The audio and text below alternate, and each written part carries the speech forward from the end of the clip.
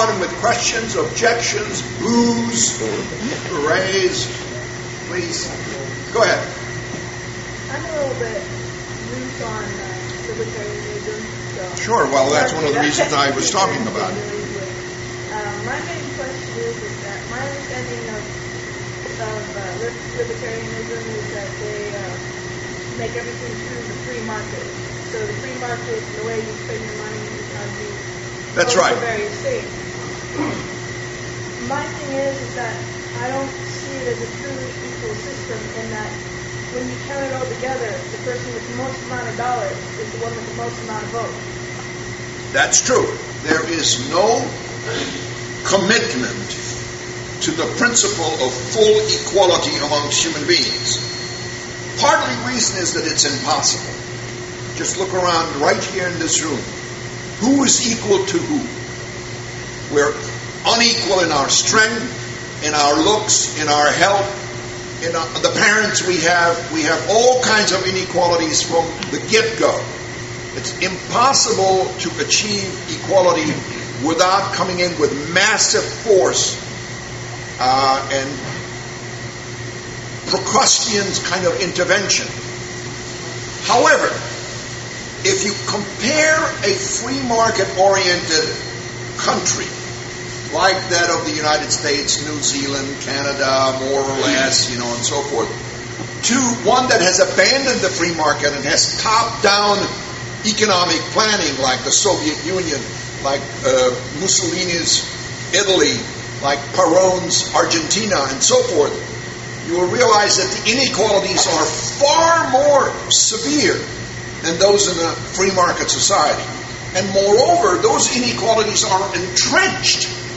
You cannot get yourself out of them.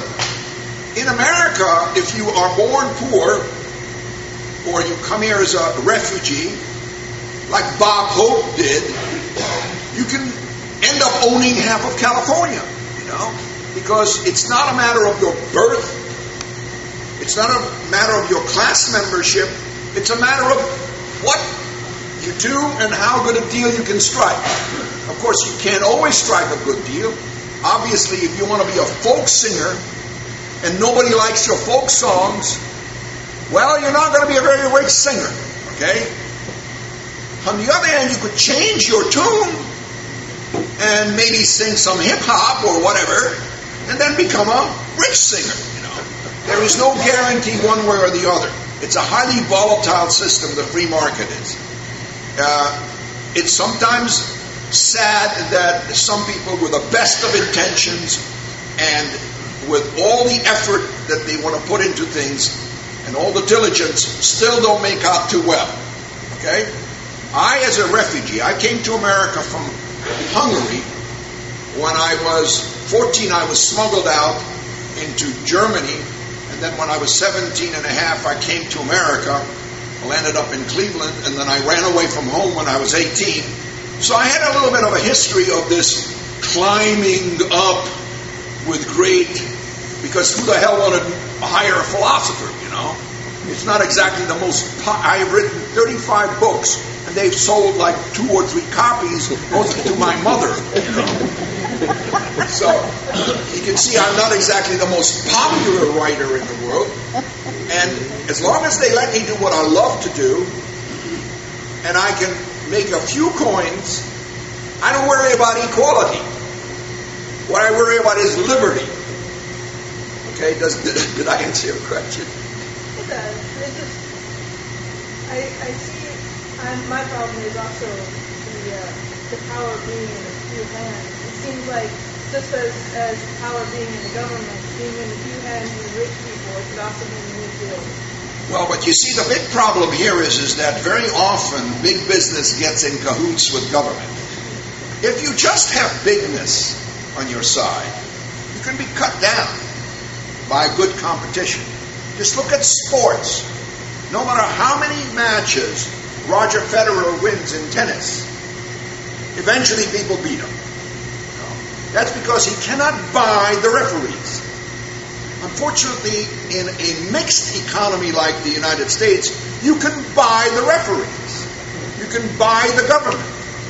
And that's what keeps many of these businesses on top, not their own superior conduct or even business savvy. Okay? Anybody else, please? Yes.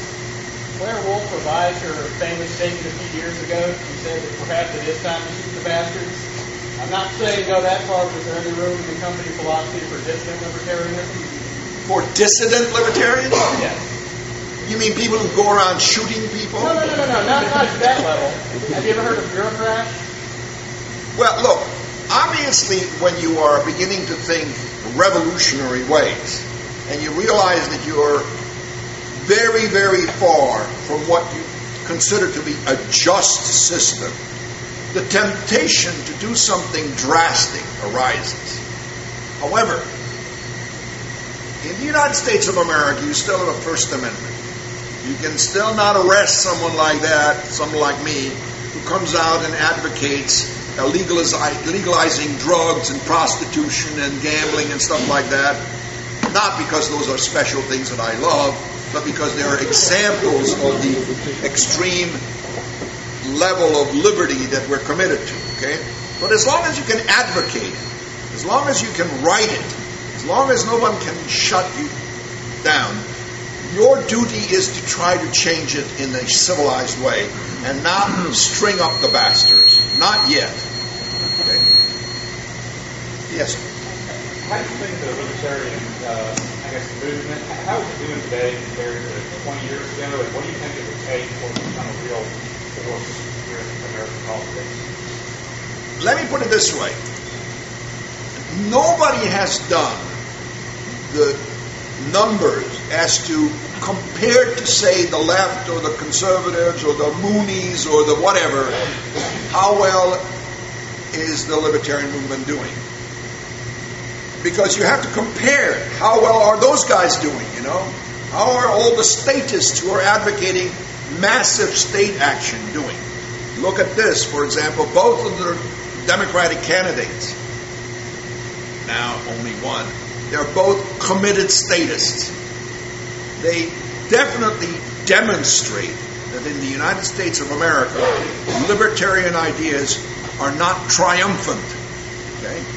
But we also have a great many institutes, publishing houses, think tanks, professors around the universities, newspapers, columnists, to get the word out. One of the reasons I keep voting libertarian, even though the company doesn't have a policy like that, is that I want the conversation to keep on going. I want it to flourish. I want the discussion to be out there so that just in case a few people are listening closely, they might be persuaded. So it's doing much better than when I started. I became a libertarian when I was about 20 years old, back in ancient times. I think it was Louis IV who was president. Anyway, and since then, you could see that libertarianism is now taken seriously. There were several reasons for that. One was that a famous Harvard professor of philosophy, the late Robert Nozick, published a book, very prominently published a book called Anarchy, State, and Utopia, which was pure libertarian and very well received, and he was from Harvard. Never forget the pedigree. It makes a lot of difference where you're from, not just what you're saying.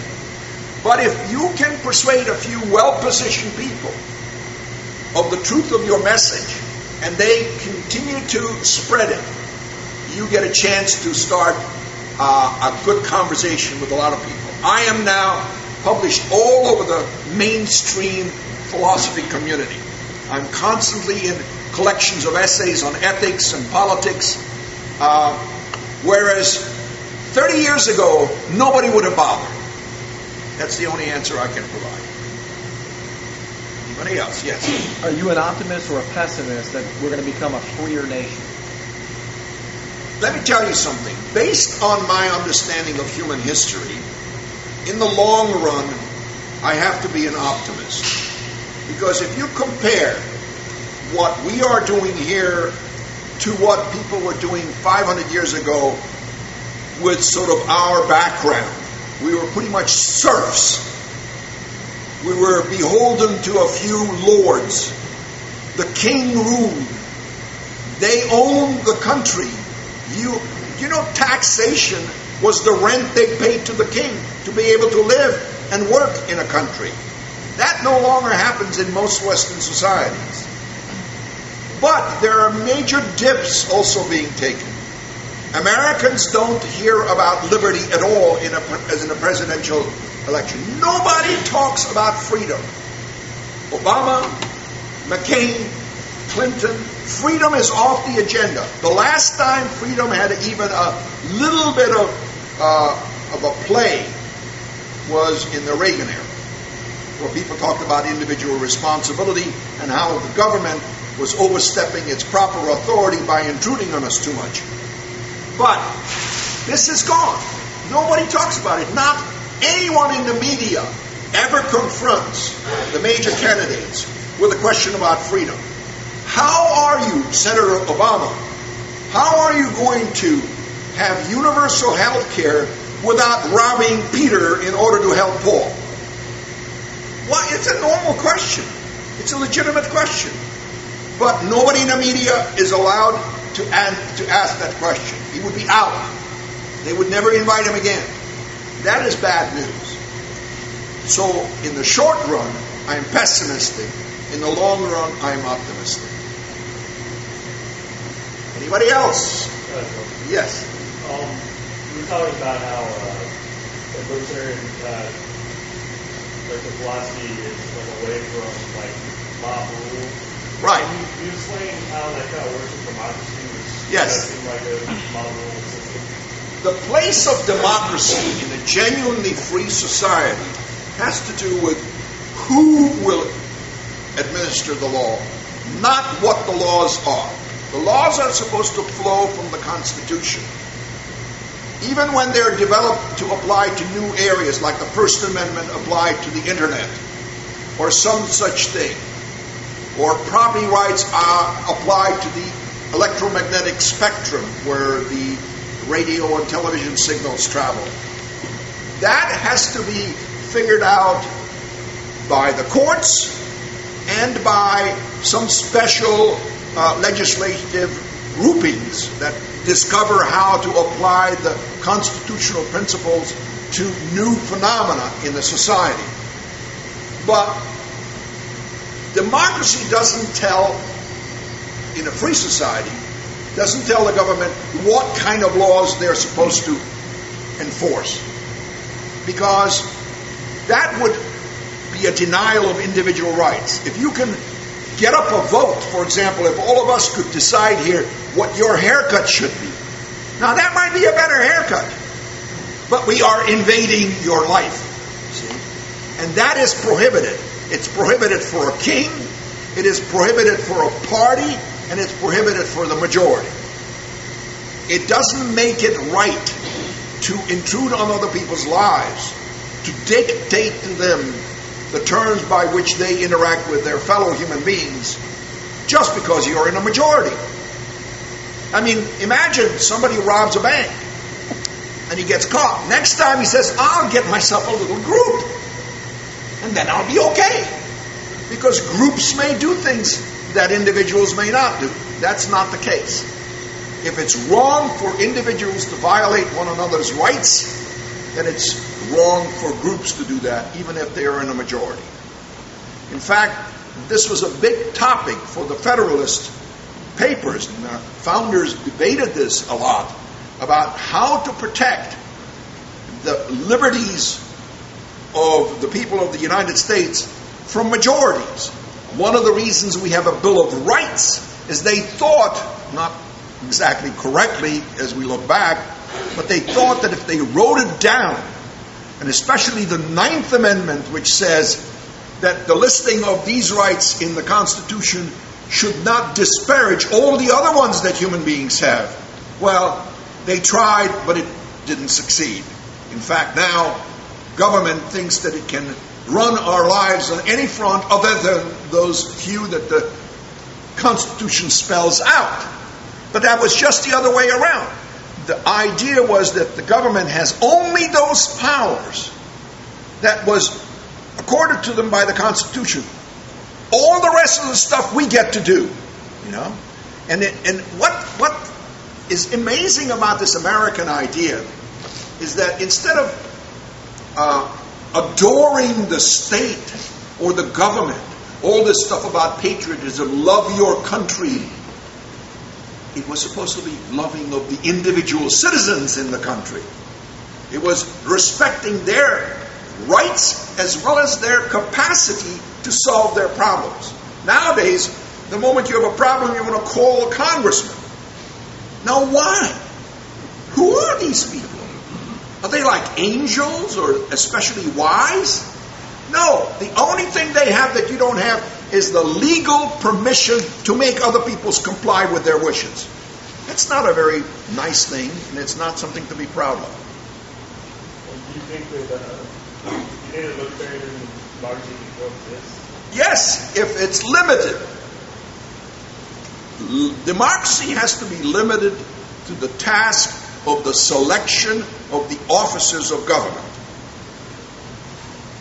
Like the sheriff or the president. But remember, the president is not a dictator just because he's elected. In a free society, all the president is what the term means, a presiding officer, a functionary. He's not supposed, that's one of the reasons that Washington didn't want to be king. Because he realized that in a free society we don't have kings. Only now people get confused and they think that that's what we have with George and the rest of them. Anyway, thank you very much. Appreciate you all.